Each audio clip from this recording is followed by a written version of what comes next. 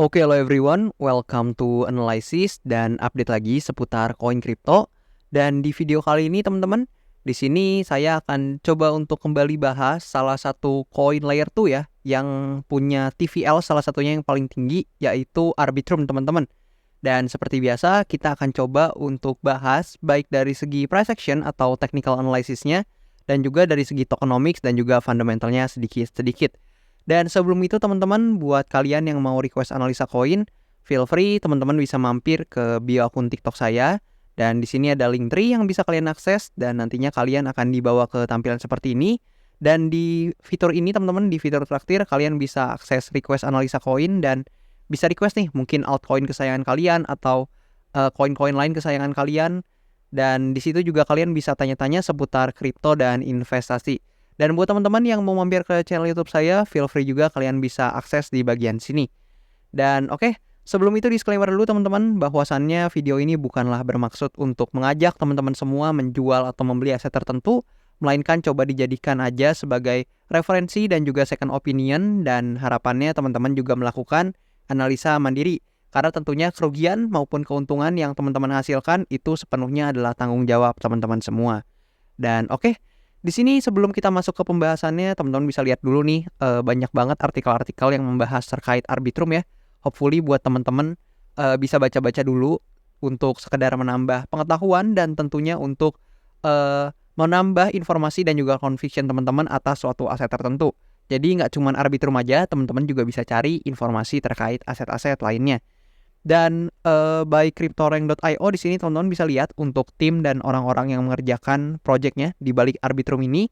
Dan so far untuk Arbitrum ini sendiri by CoinMarketCap ya, atau berdasarkan kapitalisasi pasarnya, sekarang berada di urutan ke-38 teman-teman. Dan oke, di sini mungkin kita akan coba start dari price actionnya dulu teman-teman. So far kita bisa lihat di akhir-akhir ini Arbitrum ya, setelah mencapai peaknya nih di kisaran $2,4. Di sini dia terus mengalami penurunan, teman-teman bisa lihat di sini dia terus terkoreksi dan terus membentuk pergerakan turun ya. Dimana di situ dia terus membentuk lower low, lower high, lower low, lower high, and then seterusnya teman-teman. Dia terus terkoreksi seperti ini. Dan so far sekarang Arbitrum berada di kisaran harga $0,74 teman-teman. Dan kita akan coba lihat lebih dekat teman-teman di price action sekarang ya. So far di sini Arbitrum sebenarnya teman-teman sudah berhasil untuk breakout dari trend line ini teman-teman ya. Kalian bisa lihat di sini ada trend line dan mungkin untuk saya bantu perjelas teman-teman, saya ubah jadi line. Nah, teman-teman bisa lihat kalau teman-teman hubungkan di kisaran sini teman-teman, kalian bisa memperoleh, nah kisaran sini, kalian bisa memperoleh bahwa Arbitrum ini sudah breakout dari trend line-nya. Dan sekarang so far sedang berusaha teman-teman untuk reclaim kembali demand area yang ada di sini teman-teman. Dimana sebelumnya ini di breakdown di sini dan sekarang kita sedang coba untuk ambil lagi teman-teman atau reclaim lagi demand area yang ada di sini teman-teman ya. Yang mana sekarang harusnya ini jadi supply area teman-teman ya. Karena memang di sini sebelumnya menjadi support yang menahan pergerakan Arbitrum and then dia terbreakdown teman-teman. Dan kita belum tahu nih apakah dia akan berhasil untuk take over dari area ini atau enggak teman-teman. Nah, di sini teman-teman mungkin kita coba lihat lebih jelas bahwasannya terdapat beberapa kemungkinan yang mungkin terjadi di Arbitrum ini. Setidaknya dari pandangan saya dan tentunya feel free teman-teman kalau mau diskusi dan mungkin teman-teman punya pandangan lain, boleh taruh aja pandangan teman-teman dan analisa teman-teman di kolom komentar di bawah. Siapa tahu kita bisa diskusi bareng.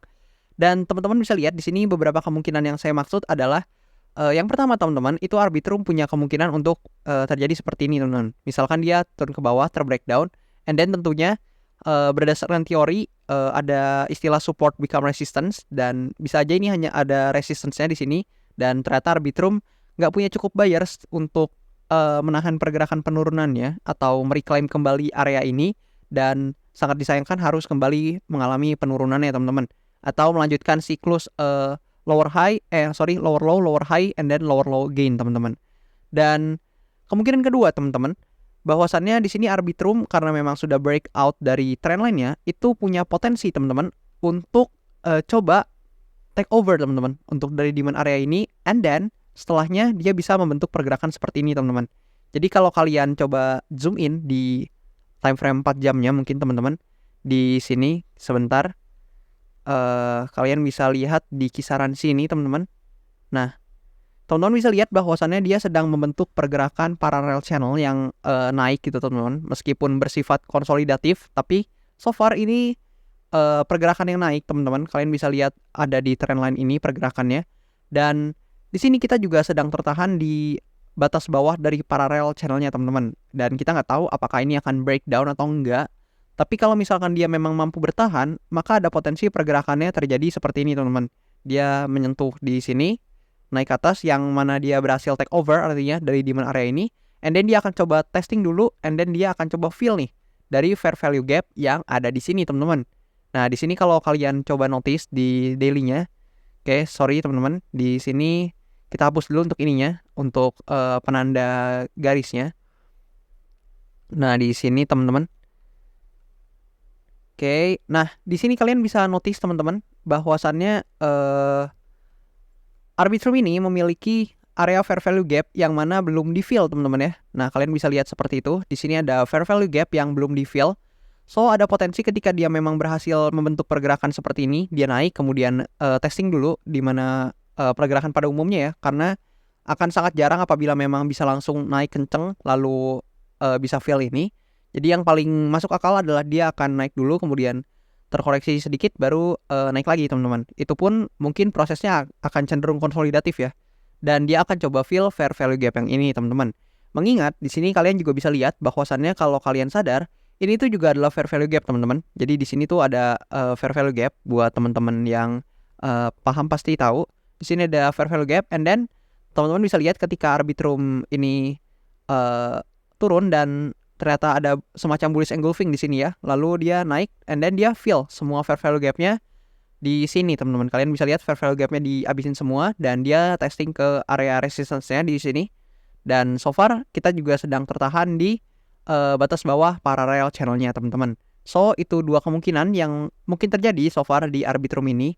Dan apabila memang berhasil reclaim area ini dan fill fair value gap, maka Arbitrum juga punya kesempatan untuk fill lagi nih fair value gap yang ada di kisaran sini teman-teman.